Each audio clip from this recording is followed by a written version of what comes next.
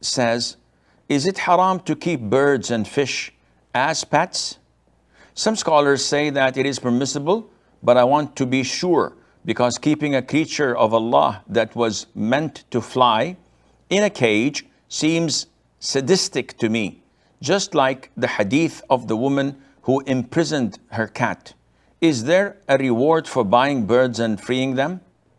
Zakaria, first of all, I would like to thank you for asking.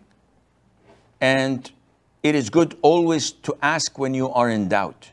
However, I'd like also to give you an advice not to put your judgment and give your verdict without basing it on the Qur'an and Sunnah. There was no need for saying that I feel that this is sadistic to put a bird in a cage and prevent it from flying. Now, this is your feeling, but is it based on Qur'an and Sunnah? The answer is no. So what's wrong in saying what I feel? Well, a lot of the people begin like this. And unfortunately, they are not as fortunate as you. They are not as smart as you to ask. A lot of the people make their conclusions and act upon them.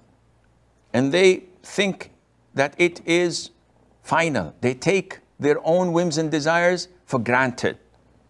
So you get people putting assumptions, speculations, and building their convictions upon them and acting upon that. You get people saying that animals have souls. We're not allowed to torture them.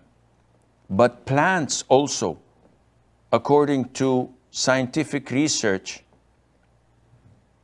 have souls and they get feelings. And they showed how a plant can feel. And therefore, walking on grass is not permissible. I got a question, by the way, a couple of days ago of someone saying, those who play soccer or football, as we call it, on grass, are they sinful because they are running on grass and they're hurting the feelings of grass? What is this? So people put their speculations as convictions and they act upon them. And this is totally out of the question. You did the right thing by asking, but I wish that you did not put forward your view and saying that it is sadistic. No, it is not. If it were sadistic, then people, vegetarians, vegans, would come and say, slaughtering animals is sadistic. How do you feed on another creature? So I tell them, okay, you guys are feeding on vegetables and they are creatures as well. How do you eat vegetables that Allah created to live and to be in the open air? How do you deprive animals from their own food by eating it? All of this is nonsense. So coming back to the question, is it sadistic? The answer is no. The woman you mentioned in the hadith was admitted to hell not because she kept a cat in her house, because she did not feed the cat and she prevented the cat from going out. She locked it in to prevent it from going out and eating from the insects and from whatever she can find outdoors. This is why she was admitted to hell. Keeping a bird in a cage, keeping fish in a fish tank, in an aquarium.